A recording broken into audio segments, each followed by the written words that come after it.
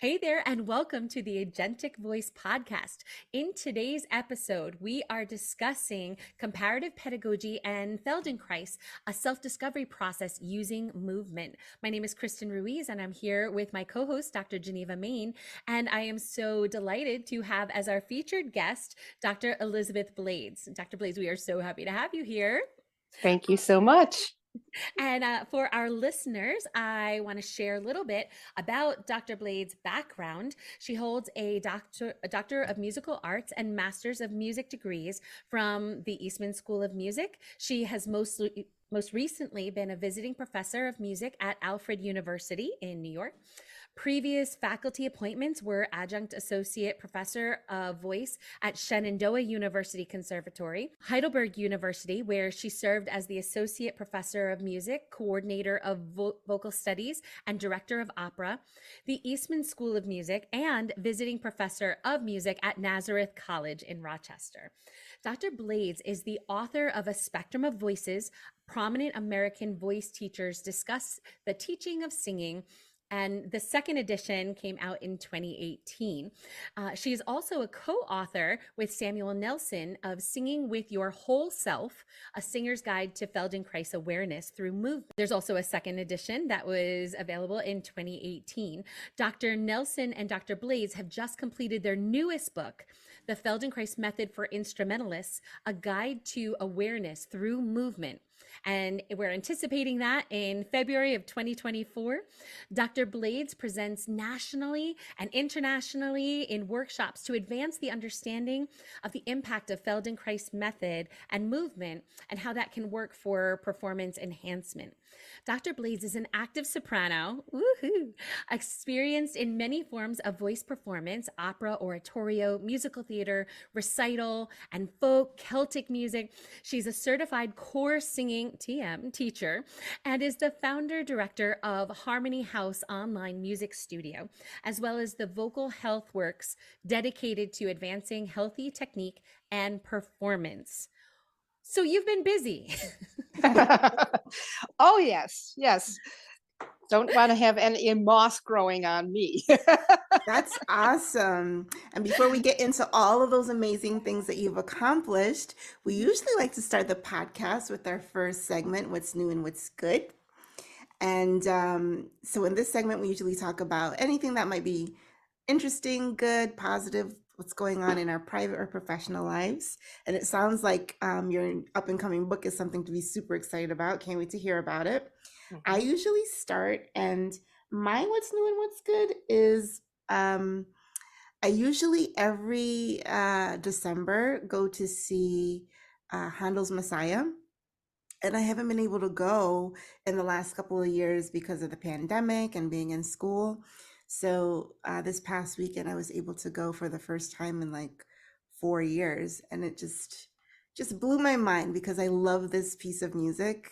And the venue was able to get some performers from the Metropolitan Opera. And it was just so good. It was just so good. And just like living off of that high good, and can't wait to like get back into the swing of going to see shows and performances again.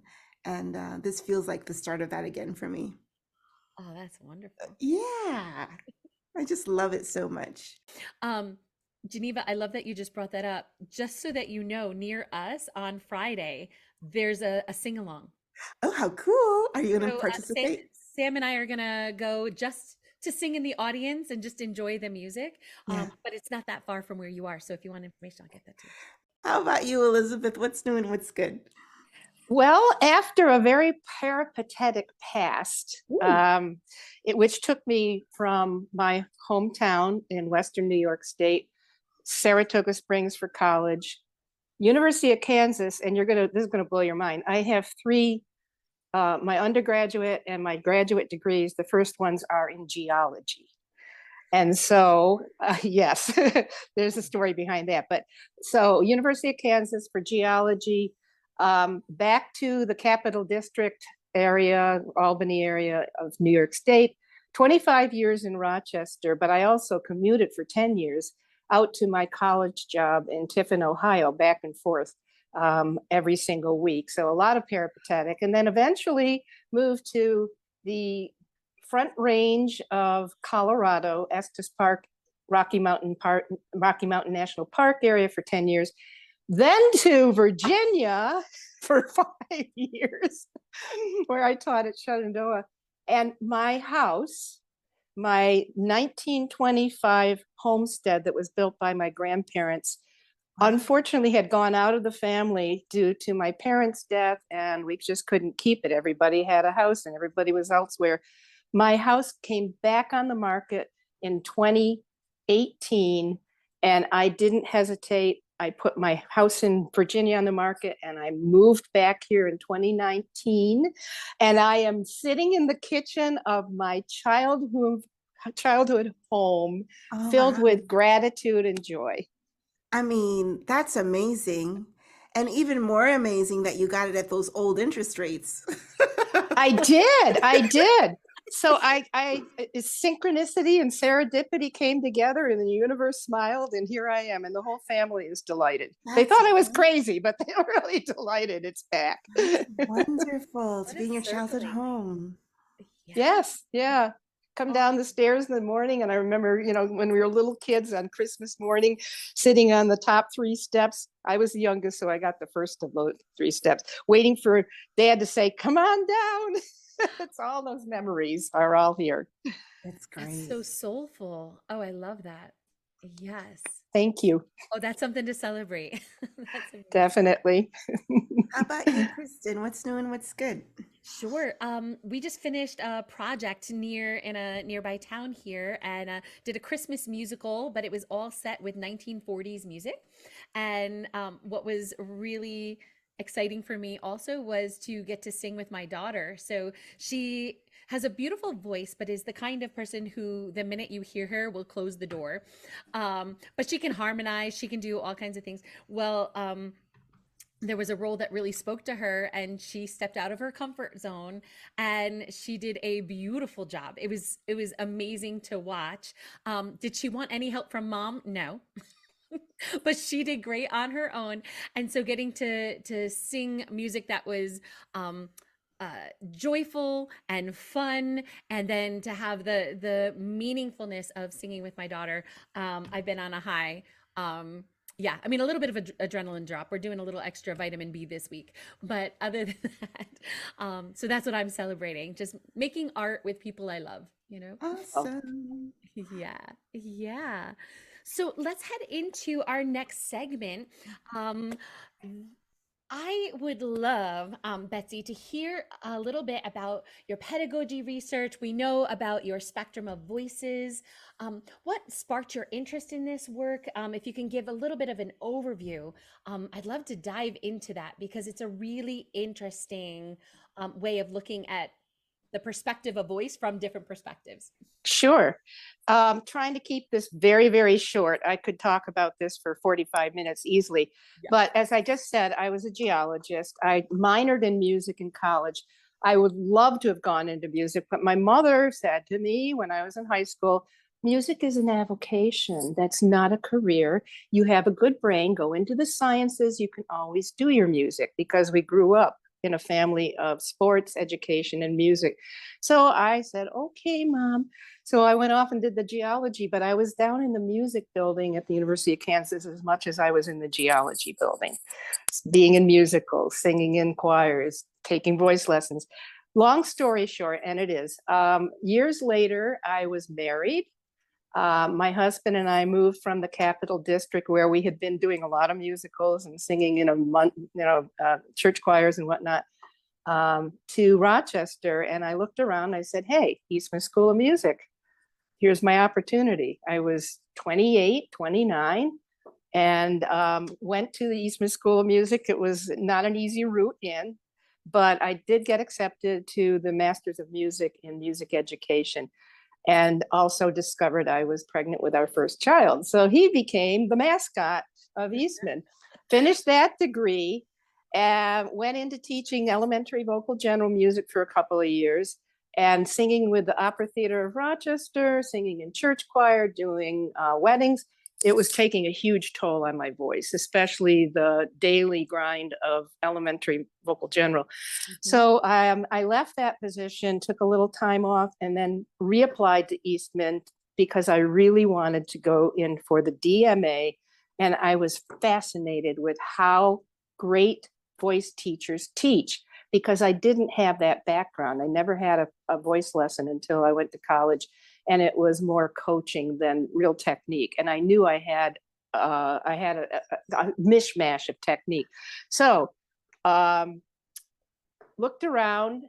My doctoral dissertation advisor, I said, I want to do a dissertation. I'm not going to be able to go to Europe and sing as many of the other of my colleagues do. I have a husband. I have 2 little boys under 5 years old. I have a house. I have a mortgage. It was not going to work.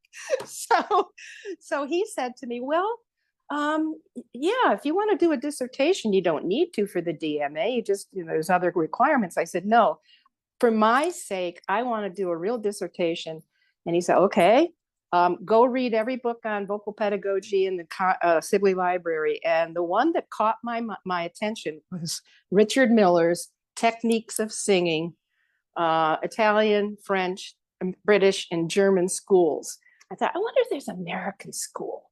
That would be cool. But I really wanted to talk to great voice teachers. So I came back and he said, you're out. This is not my milieu. He was an instrumentalist. He said, I'm going to hand you over to Donna Fox, who was a singer, and she became my advisor. So I did the dissertation. It was published in the Journal of Research in Singing and Applied Vocal Pedagogy, which is no longer in existence, but it was a viable, the June 1994, they published my entire dissertation. The dissertation is called Vocal Pedagogy in the United States, Interviews with Exemplary Teachers of Applied Voice. And it was the last, journal. So I don't know if I killed the journal itself, but it was a nice way to go out. So yeah, so that was okay. Did the dissertation, it was published. And then at the end of a dissertation, you're always, is asked, what would be the next step? How, what are your recommendations for further study? And that's included at the end of my dissertation, which is, well, you could do more deeper interviews and go into these other areas. And at the same time, I was looking at it, by now it's 1993, 94, and I'm thinking, I might as well do this. Why not? So I reconnected with all the teachers that were in the dissertation, and also brought in people I couldn't include in the dissertation because I had to remove myself from the process, qualitative research design. Now I could ask anybody I wanted to ask who either wasn't available for the dissertation or had become more prominent during that period of time.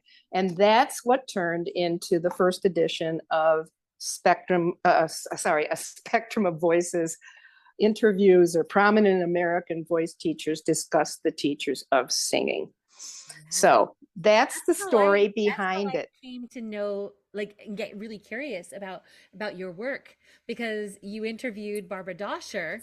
Yes. And so that's how I ended up with the book. And then I'm going through this and seeing, can you talk a little bit about the structure of the book real quick? Oh, sure. Well, the dissertation was pretty simplistic. It was to ask about vocal concepts, including posture, which that's kind of a word we don't use anymore, but it was in 1988. Alignment, body for singing, breath, tone, registration, evenness through the range, diction, vowels, tension, imagery. That's under the first part. Interviewing all of these teachers about how they approach those different, teaching those concepts or those concepts. The next part was more about a little bit of their background. I was really interested because of Richard Miller's book on the different techniques and the different schools. And so the last question of that study was, do you think there's an American school? One of the things that really struck me in the dissertation and in the book is how much agreement there was. We think of teachers sort of, especially back in that era, the 1980s, 90s, because of NATS, it wasn't as closed in as, an earlier era where you didn't tell anybody what you taught because it was your technique.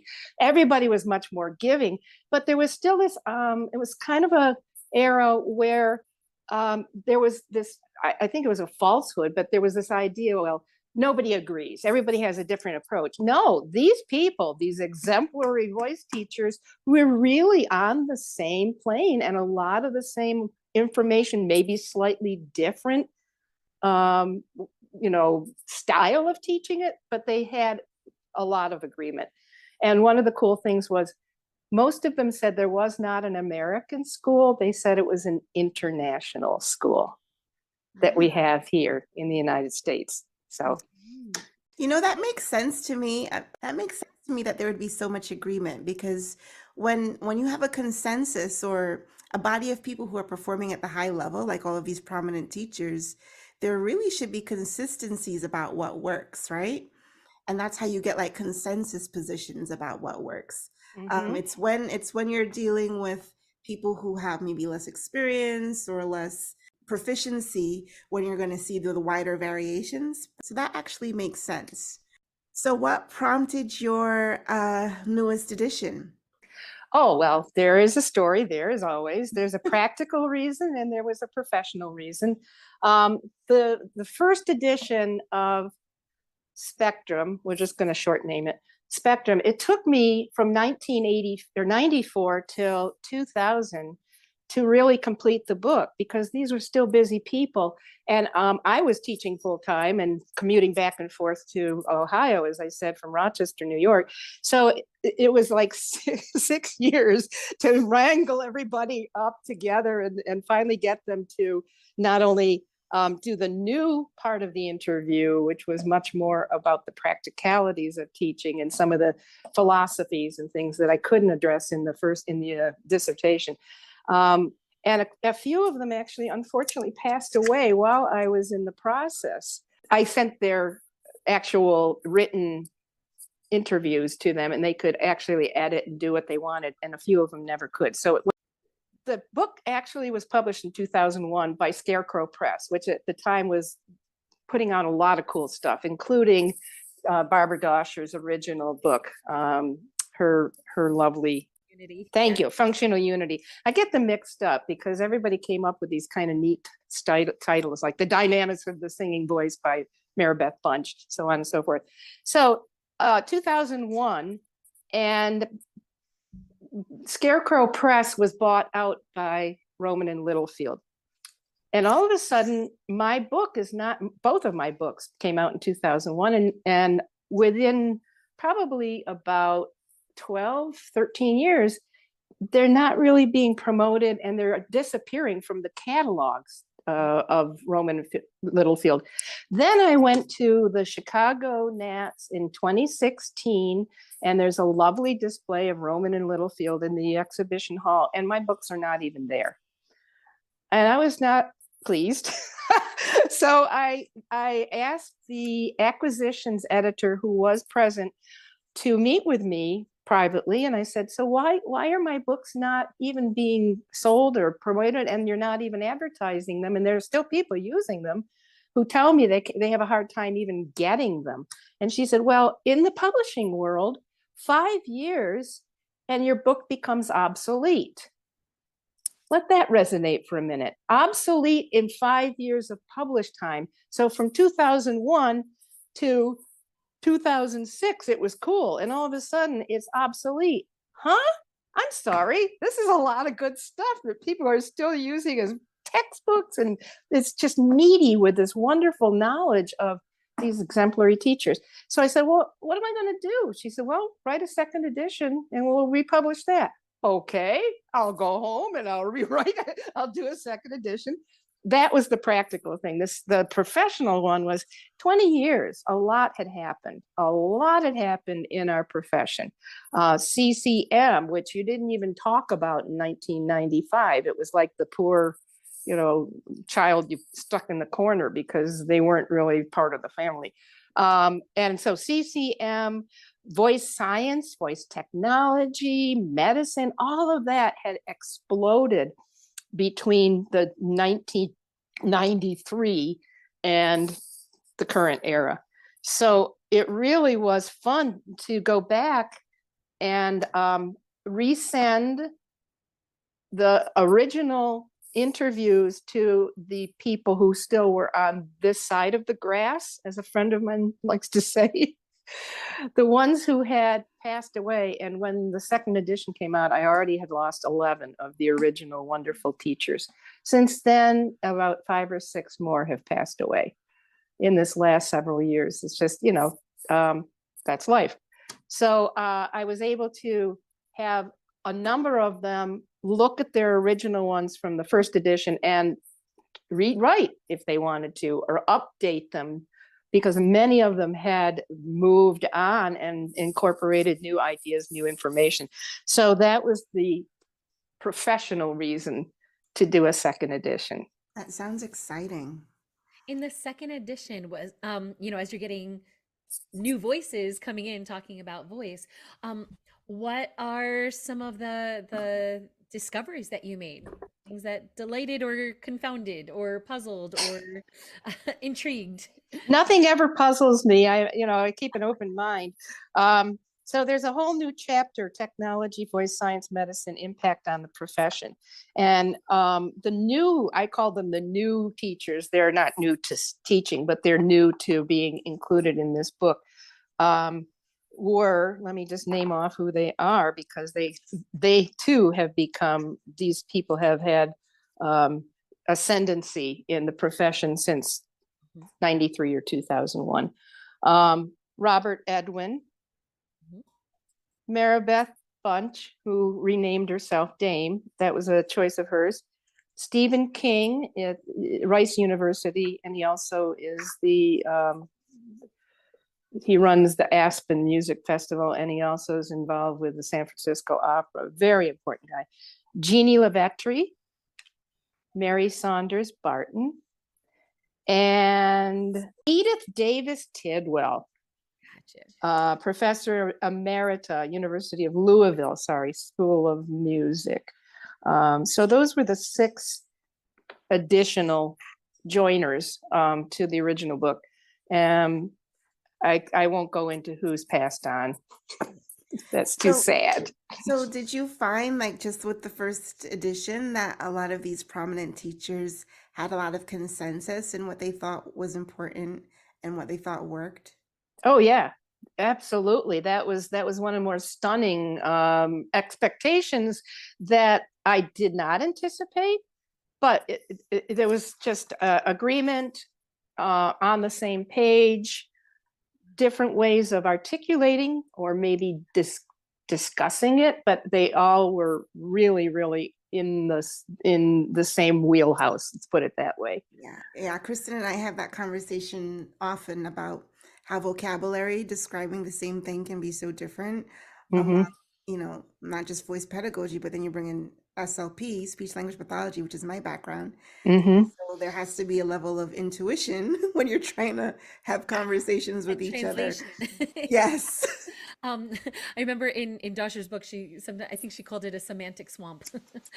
Yes. So you had the opportunity to interview all of these exemplary teachers. How did this inform your own implementation of knowledge and expanding your awareness? And how did it influence you as a teacher and as a singer? Well, again, we're going back to 88, when I actually started doing the research, and I did everything in person then. I drove. I would, plan these trips because I had to videotape it, audio tape it, sit down with them in person. So starting in Boston at New England Conservatory, going down to New York City and Juilliard and Manhattan School of Music, on down to Westminster Choir College, so on and so forth. That was the kind of the New England loop. And then a trip out to the Midwest, which included Oberlin, Cincinnati Conservatory, Indiana University, so on and so forth. What I could not do was get to a lot of places like the West. However, 1990, NATS conference was at Little Rock, Arkansas, and all these people were there. Richard Miller and Orrin Brown and Marvin Kinsey and Helen Swank. They were all at the conference. So I'm not shy. I would walk up to them and say, would you like to come and have an interview? I'm doing a dissertation. And I had actually sent, for some of them, I sent out my, would you like to be in this dissertation? It was an actual request, all done in post office delivery. We didn't have internet then. We didn't have email then. So most of them already knew who I was because I had approached them that way. And we arranged for me to meet and talk to them there. So that was really useful. Later on, of course, when it wasn't a qualitative research study and it had this, research methodology I had to follow, for the second edition, for the book, I was able to do majority on phone. Okay. We didn't have Zoom, but we did have phone, and I would record the phone conversation. So what were some of the gems that after having these conversations that you incorporated into your own work?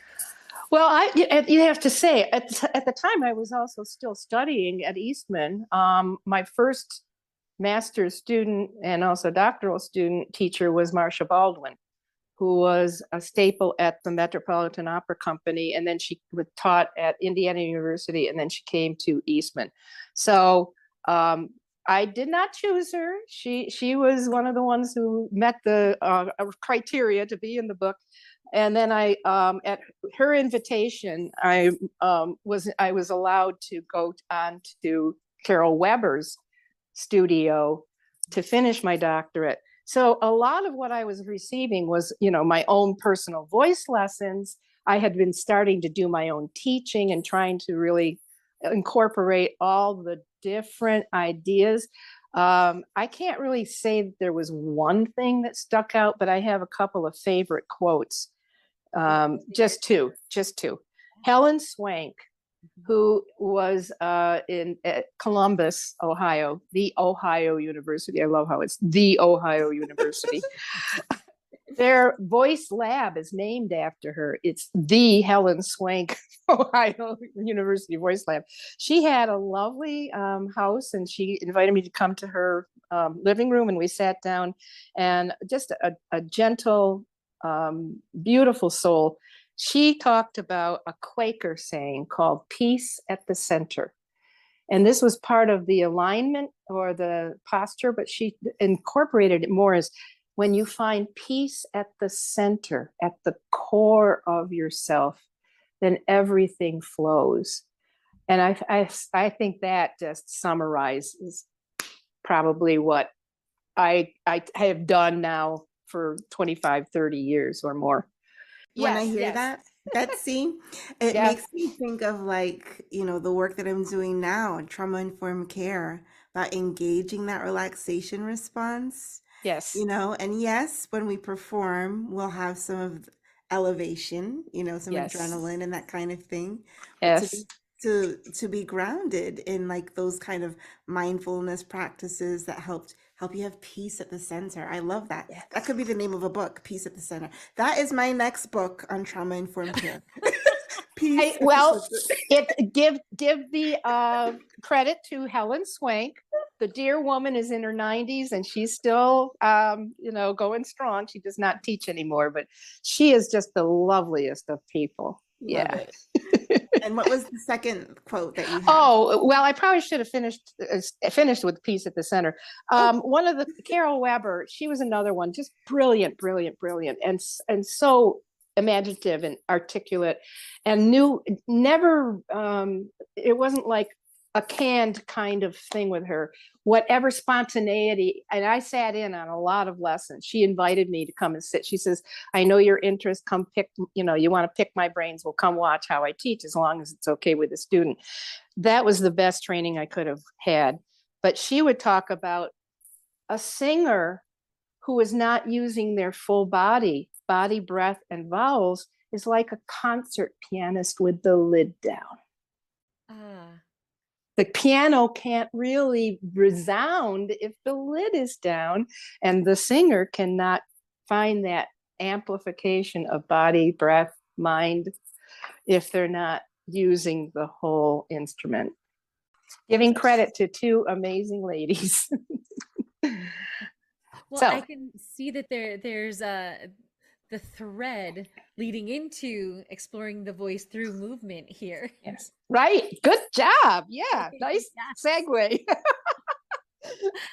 Yeah. So for our last segment, we talk about a featured agentic practice.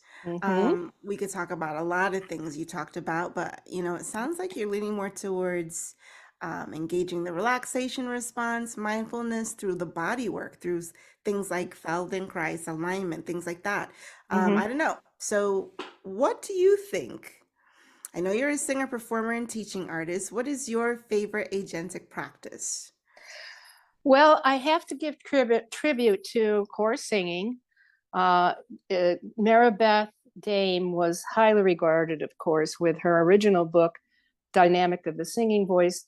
It was the anatomy and the physiology of the singing that was rooted it in science. And Maribeth actually spent 20 years in London teaching at the Royal College of Surgeons, believe it or not. She was in charge of their dissection labs. So she did autopsies. Controlled autopsies. So she came through, and of course she was a singer and a voice teacher, but that was her interest. Chorus singing was a complete departure from the world that she was embedded in and that she really was regarded for, which was the physiology, the anatomy, this hard science. And it's called a joyful approach to singing and vocal pedagogy. The first training in the United States was done in 2010 in Fort Collins, Colorado. Cynthia Vaughn had we used her voice studio. Cynthia is quite well known in the voice community. And I was living in Colorado at the time, so it was easy to go and spend an entire week in Fort Collins and just absorb. It was an amazing, amazing, life-changing experience. So the course singing training and the play, tune in, tune up, and tune out was also another expression that Maribeth was using. I would have to say that amplifies and informs my teaching all the time because it's about creativity. And, Maribeth somebody would say, well, I'm trying to think outside the box. And her response would be, there is no box. Very cool.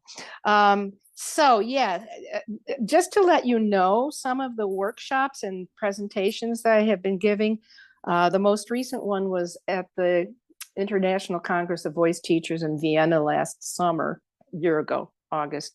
And my presentation was called, May the Ease Be With You, Integrating Body, Mind, and Emotion for Optimal Experience in Teaching. So that's really where my interests lie and where I'm devoting the most of my energy and curiosity and exploration. Can you explain to us a little bit about what Feldenkrais is and yes. how that ties in to yes. singing with the whole body? Okay. Again, a little bit of background.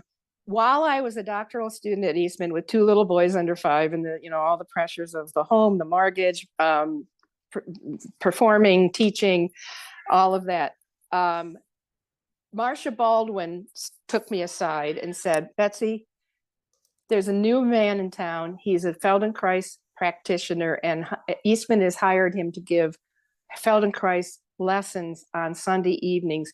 You need to go. You need to go do these, because I was just a bundle of tension and stress and nerves. Okay. And so I did. And it was an eye-opening, mind-blowing experience. They're 45-minute lessons, these awareness through movement lessons. And these are Feldenkrais designed. I'll get back to who he was in a second. So I at the end of the lesson, we were lying on the floor, and it's pianists and instrumentalists and singers and piano. Well, I just said piano.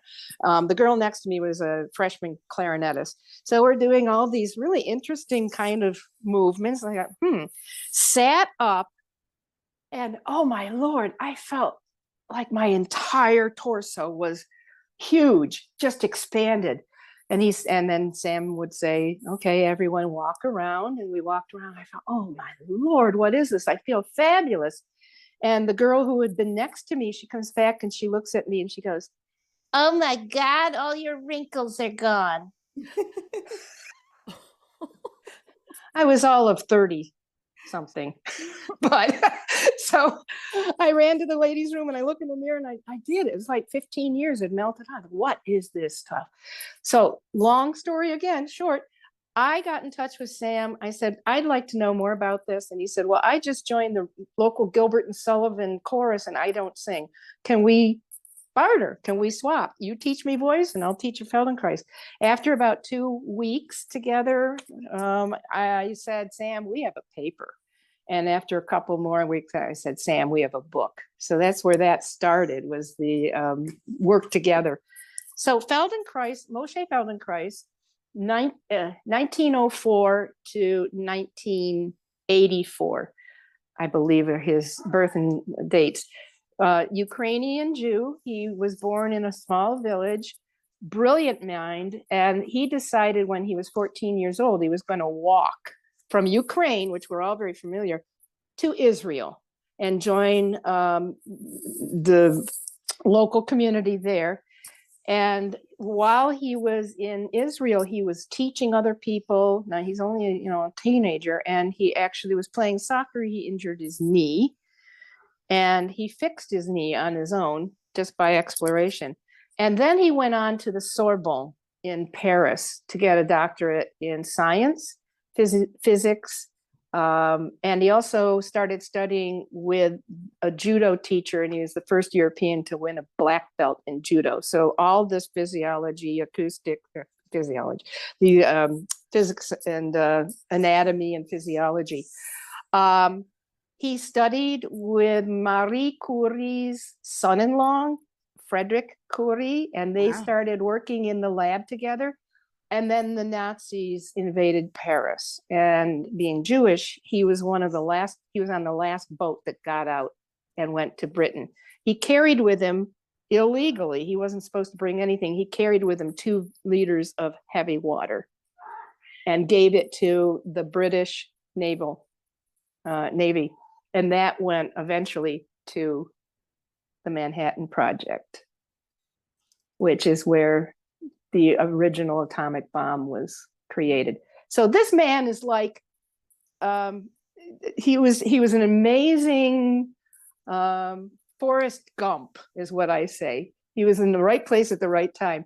Okay, he injured his knee working for the British Navy when he got hit by a bus, and the same knee that he demanded. So he went into a wheelchair, went to the doctors, and they said to him, well, you might recover if you have surgery, or you might spend the rest of your life in a wheelchair. And he said to them, you're not very good doctors. So he went home and he figured out what he could do, and he cured himself. And that started the Feldenkrais Method. He's doing his own remedial work.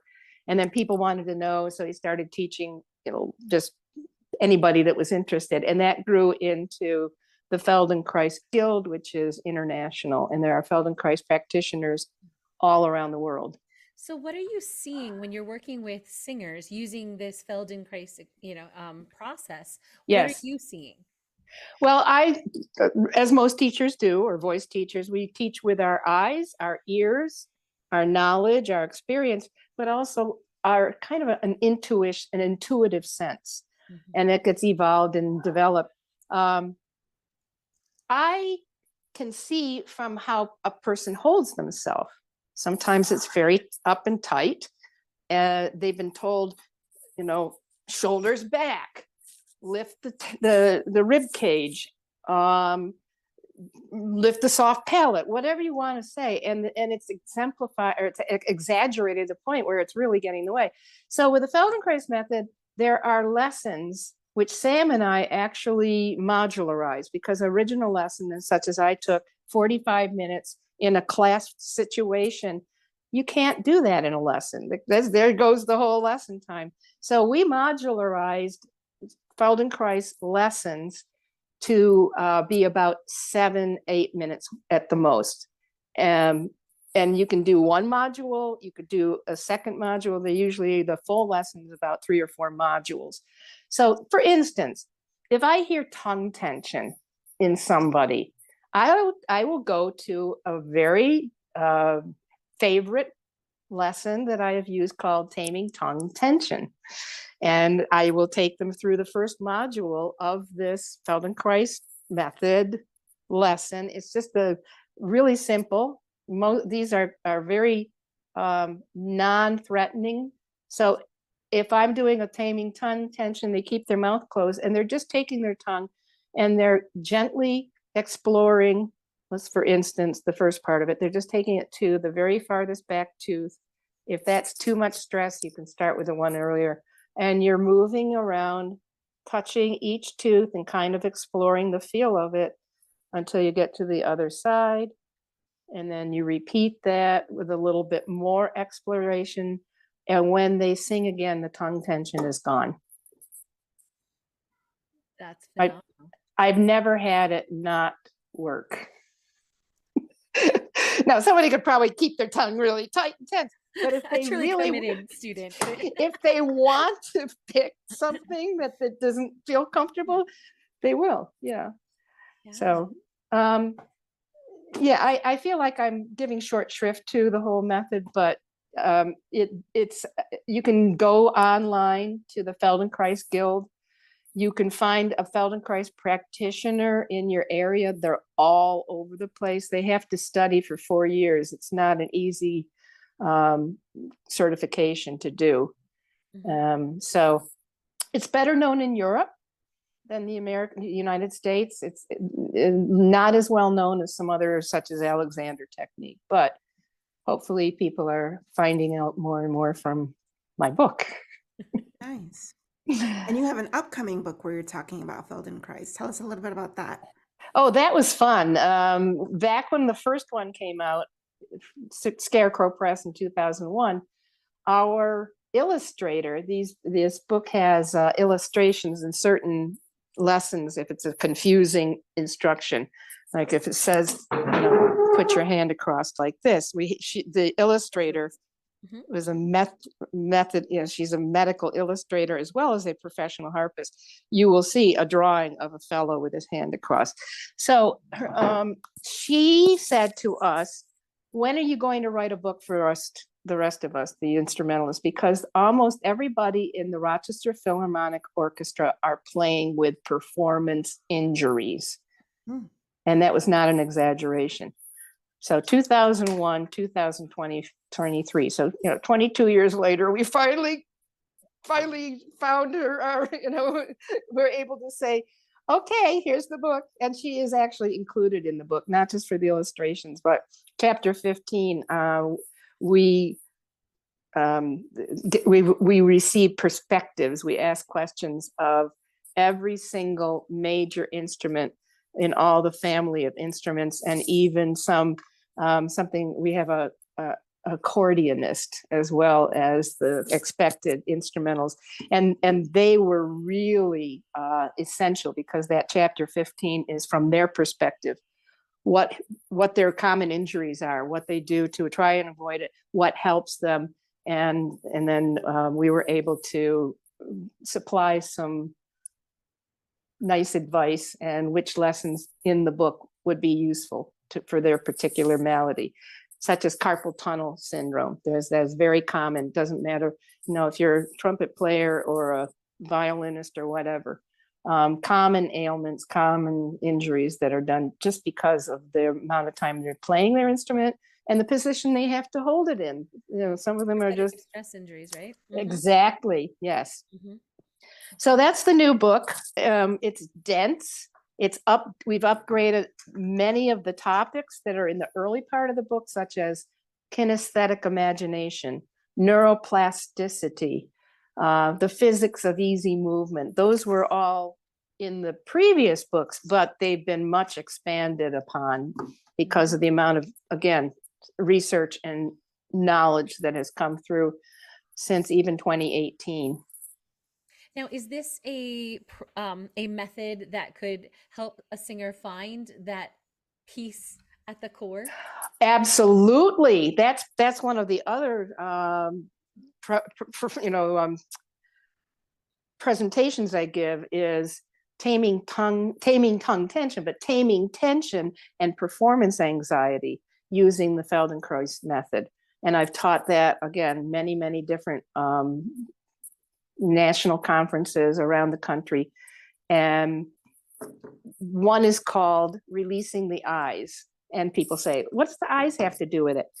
Well, 90%, unless you are, blind or visually impaired, the eyes receive 90% of sensory information about our world, 90%. So if you can relax your eyes, you're going to calm down your entire nervous system. So that peace in the center is actually elicited just through this particular Feldenkrais lesson. And even I've done this again with so many people, including myself, including my students, and including people in these workshops I give them. It takes about 5 or less minutes to calm them down. Wow. In fact, the Voice Center we were speaking of, when I did that second short course, there was a woman who was not a singer, but she taught actors and performers. And she was so nervous, but she volunteered. I asked for a volunteer and she said, I'll do it. She was in Spain and she sang a little Spanish folk song. And it was just so, you could tell she wanted it to be so easy. And I said, okay, fine. She was, I'm sorry. I said, let's just do a little bit of this gentle movement. It's just a gentle movement. And you watch your hand. And all the movements in Feldenkrais are very slow. Nothing is like turn your head left and right and you're done. It's awareness of what you're doing. You're paying attention to the movement. And she did that. And then you close your eyes and you imagine you can still see your eyes. Took all of about 2 minutes. And then I had her sing again. And she got through about 2 phrases and burst into tears. She was so overwhelmed, how much easy. And she said, I felt like my voice was finally flying. It was so sweet. Oh. And when someone is doing a Feldenkrais practice, is that something that you do like, I don't know, an hour every day, 15 minutes a day? How does it work? It's not an exercise. I have to really bring that up because people want to call these lessons exercises. Oh, I love the Feldenkrais exercise. Feldenkrais named them lessons for a reason, because the body, the neuromuscular body, is learning. And it's returning to the learning style of babies and children, little ones that are first just learning how to push themselves up or turn themselves over or get up and kind of rock and then eventually maybe crawl. It's the primordial biological nervous system that is telling and reacquainting and also reforming.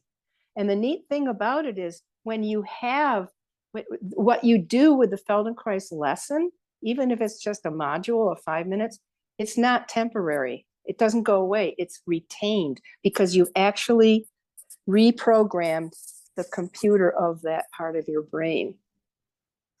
So there's some regular practice that has to be done though of that lesson, I would imagine. You can buy the book. Okay. And when we first brought out the book, we're first presenting, these information because everybody was curious about it. We said, it's like a cookbook. If you follow the recipe, if you follow the lesson that's in here, you will have the benefit of the results.